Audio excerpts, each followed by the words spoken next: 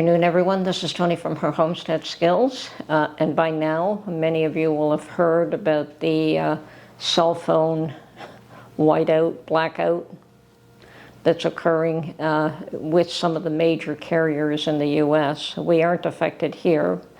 I believe it's mainly AT&T, T-Mobile, and another one.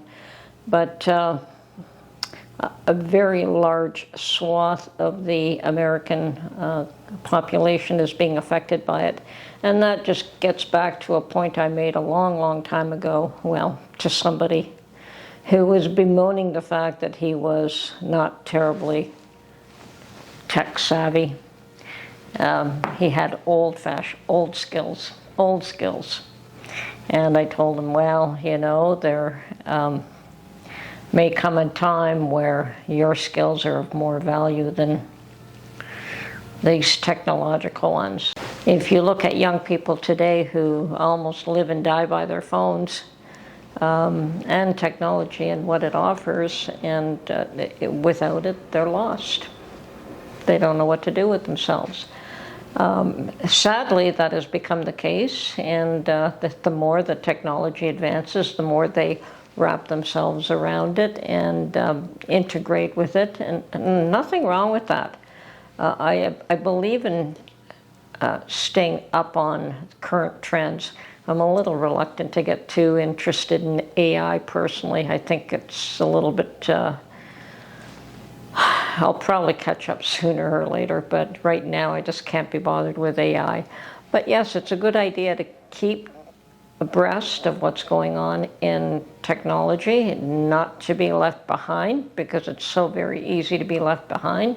As a matter of fact, I think that I got involved in the technology world, in the tech world, in the computer world many years ago, in 1983, I believe it was, just because of the fear of being left behind. I knew my grandmother was like that. I mean, society evolved and changed, and she, if it wasn't for her children and her grandchildren helping her through it, she would have not, she didn't understand the world that she was living in the last few years, because it just was very foreign to her. But this is the woman who, when my last child was born, and my wash machine broke down, that woman did all my laundry by hand. And I'm oh my Lord. I told my mother, why did you let her do that? I was just going to take it to the laundromat until I managed to get another machine. And she said, that's what she knows, that's what she understands, and she wanted to do that for you. And I could just imagine her washing these sheets. I mean, it wasn't just little things like a shirt or a skirt or a pair, you know, even a pair of pants can get quite heavy. But yeah, sheets, and she washed it all. And yes, that is love. I must say that was, my grandmother was an interesting old soul. Anyway, you have to learn to appreciate the skills that those people can hand down, and sometimes just their willingness to do things that we no longer are willing to do. I don't know that I'm willing to wash laundry by hand, at least not bulk laundry, but I guess if it came down to it and you didn't have any choice, well, you don't have any choice. And the same thing happens with the cell phones. When they're out, when they don't work, you can either get totally frustrated trying to make them work, or you can wait until the issue that's causing it, that has nothing to do with you, resolves itself, if and when it does. Now, there's also been threats recently of the Russians having weapons that they could put out in space, and I guess what those things would do is that they would take out communications and things of that nature. They would, depends on what satellites they hit, what they take out, but communications would be one of them, because a lot of our communications now is through satellites, but not all of it. There's still a lot that is hardwired, so they won't take you out completely.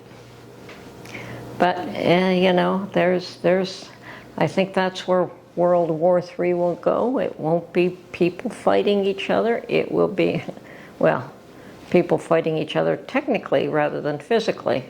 So and that's my feeling anyway. I mean, they send drones in to do the job. They don't send planes with people and bombs anymore. They send the drones with the bombs. And those are more often than not unmanned.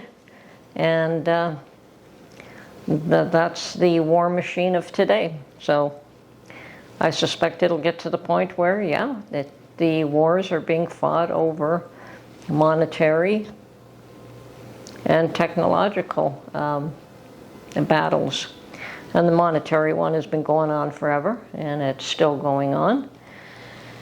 And yeah, that one's proving to be difficult. Yeah, so getting back to the old skills, it is certainly good to be able to teach your children, your grandchildren, and anyone who's willing to show any kind of an interest in what they can and can't do. And, you know, a lot of it is also trial and error. I mean, I've done things that the first time I didn't succeed, but if I continued along, eventually I did. I mean, I've made, I don't know how many different kinds of bread until I came on to a recipe that I liked and that, well, that Mark likes.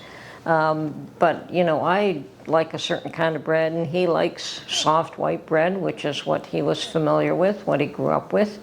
I grew up with more the crusty loaves that, and speaking of likes, I've got another pot of chicken stock on the stove. And yes, Mark is still drinking a pint a day, but he also uses it for cooking. I think that we had some chicken stew or chicken with noodles the first day, and he'd made too much of a gravy and chicken grouping, so he used half of it, and the second day he turned that into a stew. And of course the base for that was a quart or 2 pints of chicken stock. And when we make scampi, shrimp scampi, he also uses chicken stock. I mean, chicken stock is a really good base for cooking a lot of foods too. So it does get used that way, so it's not just him drinking. And I noticed that I'm down to 1 pint jar in the refrigerator, so I put the last batch on the stove this morning. I don't know how the truckers band turned out. It's pretty quiet. I suspect it fizzled out, which is almost to be expected. And I'm talking about the truckers band in New York. But, you know, these things will run their course, and you need more of a groundswell of people getting upset before you can change things. And that is also starting to happen. I think that the immigrants, the migrants, the so-called refugees coming over are certainly making a lot of people very, very angry, and rightfully so. I think that when people were crying about all the drugs that they brought over, that was ignored. When they noticed that some of these people were actually criminals, that they weren't just coming over to well, most people know that they're not coming over as refugees, that's for sure. Not that quantity. They're coming over for what they thought was a better life. Now, I did watch something that didn't surprise me at all. Having been brought to this country as a 4-year-old, so I'm quite aware of what immigrants go through when they come to a new country and how difficult it could be even when they have a job waiting for them, which was what my father had when he came. So in those days you had to have a job waiting for you and a place to stay, and you were usually some relative would sponsor you coming over. And in our case, I think it was my mother's sister's family, because I know we stayed with her for the first year. And but I still know how difficult the adjustment was for my father, and how rejected he was by the society around him, just because he was an immigrant, and that does happen. In my case, I always felt that I was kind of like, half there and half there. I didn't belong in this country, and I didn't belong where I came from either, because I was too young to know that. But the parents don't adjust that quickly, so you're kind of in the middle of helping them to adjust as well as trying to live in a society that you're growing up in and familiar with. So, and they tried. They wanted to fit in. They wanted to adjust, but it wasn't easy. It wasn't easy giving up their own beliefs and their own traditions, and yeah, my mother didn't like the food here. Mainly the bread.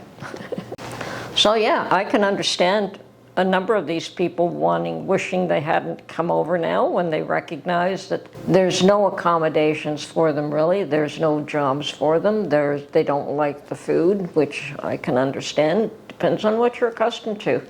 I have difficulty, some foods I like, some foods I don't, that I'm not familiar with. So some things I'm willing to try, and other things I look at and said, no, that's not for me. So yes, I understand their issues because I've seen my own parents go through that.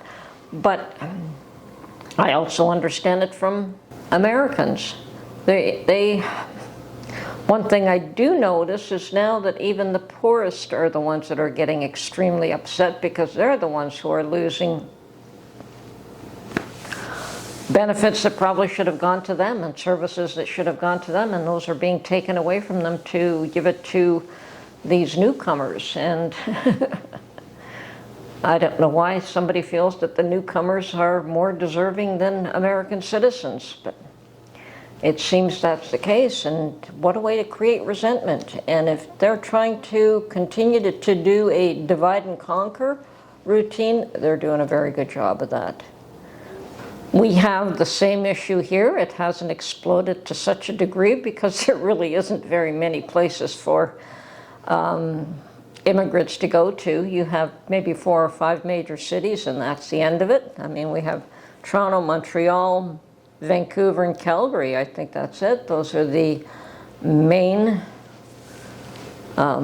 large cities where immigrants can go to, and once they're inundated, and they are, I mean, the housing in Toronto and Vancouver is just outrageous. So real estate in Vancouver was inundated with people from Hong Kong over the last 20 years anyway, so prices there had skyrocketed like crazy. And then in the past, what, 5-10 years, they looked for greener pastures and moved to Toronto. And I believe that there are some places in the U.S. on the West Coast that you have a lot of immigrants from Hong Kong. Now those are the wealthy ones. That's not what we're seeing today. And with people saying, no, no, no, we need those people in here. We need those people to do jobs that Americans won't do. Well, I don't think you have that many jobs available for all those people. And if they're not allowed to work, how are those jobs going to get filled? And if they are allowed to work, then they'll be taking jobs away from the poorest of the poor because they'll be willing to work for less. It's not a good situation. Anyway. And yes, the immigrant situation is coming to a head, that's quite clear. I have to wonder how many of them will willingly go back. I'm sure that there is a percentage that will do so, that I think they've also been lied to and made to believe that life was rosy. You know, life is... the grass is not always greener on the other side. You have to go there with your eyes open.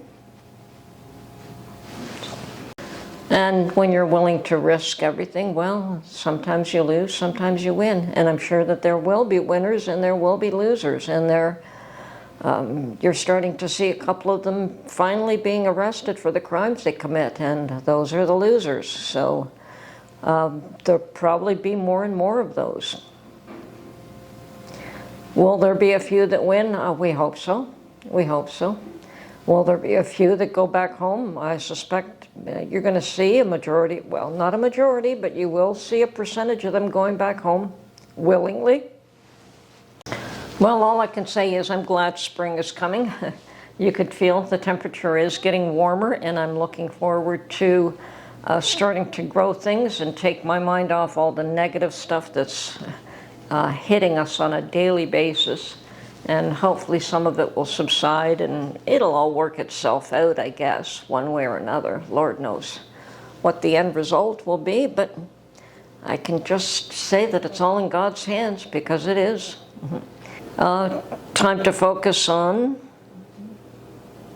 what I'm going to do with the garden. I think that that's my next focus, and continue to prep in-house and see what we can do there. I have got to start pulling my seeds out. As a matter of fact, I have. I've planted bell pepper seeds and some celery in my hydroponic unit, and I don't know if they're coming up yet. I don't know how long it takes for pepper seeds to germinate. I was under the impression that celery would do well in a hydroponic unit because celery likes a lot of water. So we'll see what happens with that. Beyond that, I think it is time that I start thinking about seed starting, doing some tomatoes and some other things that have to be started now indoors. There certainly are some seeds that I just direct sow in the ground, that I do not start seedlings because it's almost pointless.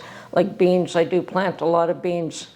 Got to keep them away from the onions and garlic this year. I devastated my bean harvest last year from putting it near garlic and onions, and they did not grow. Lesson learned. You see, we learn something new every day. Anyway, hope to have a good bean harvest this year, and green peppers,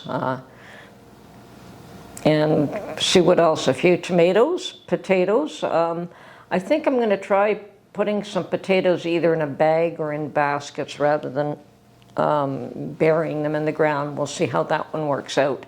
I do have 3 bushel baskets that I can use to fill up with potatoes and keep it above ground rather than in the ground.